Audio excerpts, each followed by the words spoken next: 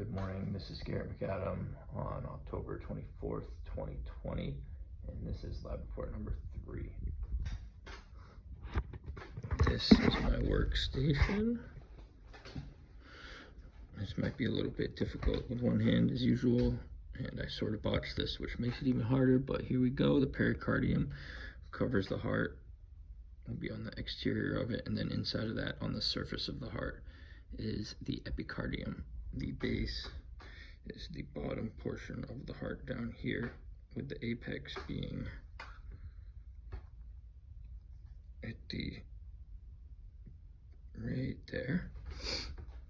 The right auricle will be up right in here, while the left auricle will be right over here. The right ventricle will be here, the left ventricle here. The left atria sits above the left ventricle, and the right atria sits above the right ventricle.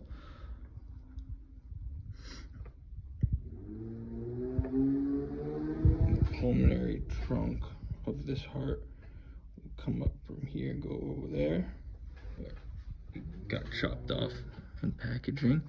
On the inside of the heart, the myocardium, the dark red stuff, the heart muscle, the epicardium is what lines all the chambers and ventricles of the heart. Again, this is the butchered, but the left or the right ventricle will be down here. The left atria will be right up above it in there, or right atria, left atria. And the opening for the superior vena cava is in the right ventricle, and it's very difficult to get my hands on with just one, but sticking a probe in it and it comes out right there, and it's even more difficult to get into the superior vena cava, but it sits inferior to the superior vena cava. They both empty into the right atrium.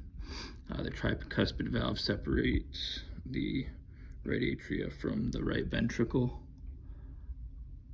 The pulmonary semilunar valve separates the right ventricle from the pulmonary artery that goes and oxygenates the lungs. That would be right in there.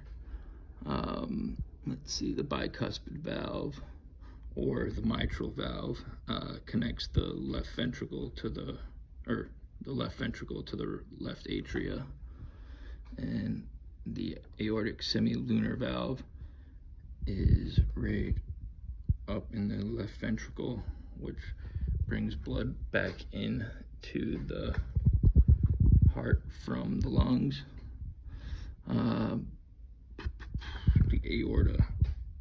The aorta comes out of the left ventricle and is a little posterior to all the other stuff back here. Moving on to the pig portion of this lab experiment. The pericardium. Pericardium is the sac around the heart. It's the wrinkles, the pericardium, and then inside you have the heart. The internal jugular, you can't really see it, but it sits deep in the neck to the sternocleidomastoid muscle right in here. I kind of butchered this a little bit. And then next you have the external jugular. You can kind of see it a little right there. It's posterior, or more superficial to the sternocleidomastoid muscle, and you have them on both sides of your neck. Next you have the right jugular, which comes down here, and then the left is on that side there as well. It's just sort of difficult to hold with one hand and point them out. Next you have the superior vena cava. I couldn't really get in there without butchering it too much, but the superior vena cava comes in right up in there, and then the inferior vena cava is right back there. Next we have the aorta. Again, it's extremely difficult to do this with one hand, but it sits right back in there. You have your ascending aorta and your descending aorta. They sit behind all your organs in your thoracic and abdominal cavity. Coming from the heart, you have your brachiocephalic, which turns into your subclavian. So I think you can actually kind of see the subclavian right there.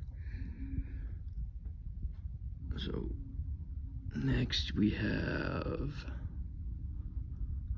the neck region up here with the right lymph duct, which is in there, and the abdominal region in this area. We have your casterna chili, which is midline. It's deep right below the diaphragm, right in there. You can't really see anything in there. Your thoracic duct sits back here on the right side, and your right lymphatic duct is right up here. I don't know if I had mentioned that before, but your left IJ, internal jugular, sorry, it got butchered in the cutting process and is right in there. And your subclavian vein also didn't really survive the dissection, and it's right there.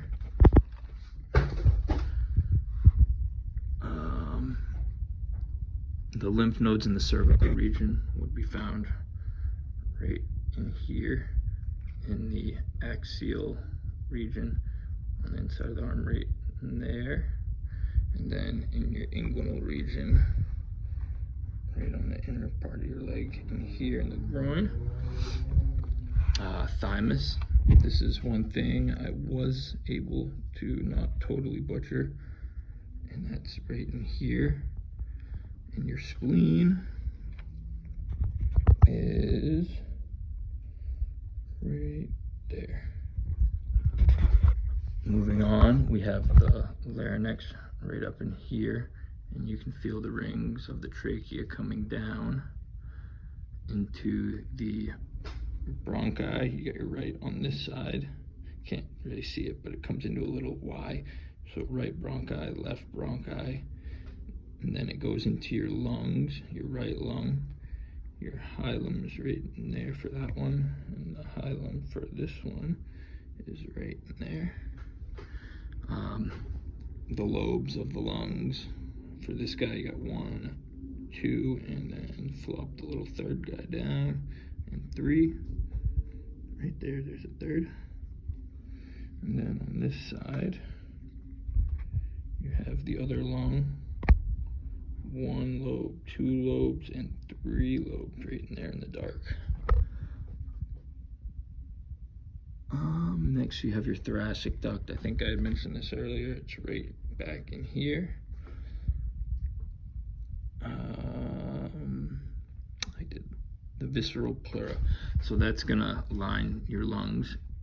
So you have it sliding on the parietal pleura, which lines your rib cage, the bronchus, and then your diaphragm is this muscle that I cut, but it's right here and right there.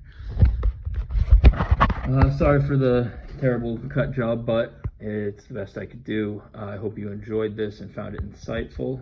Thank you for your time.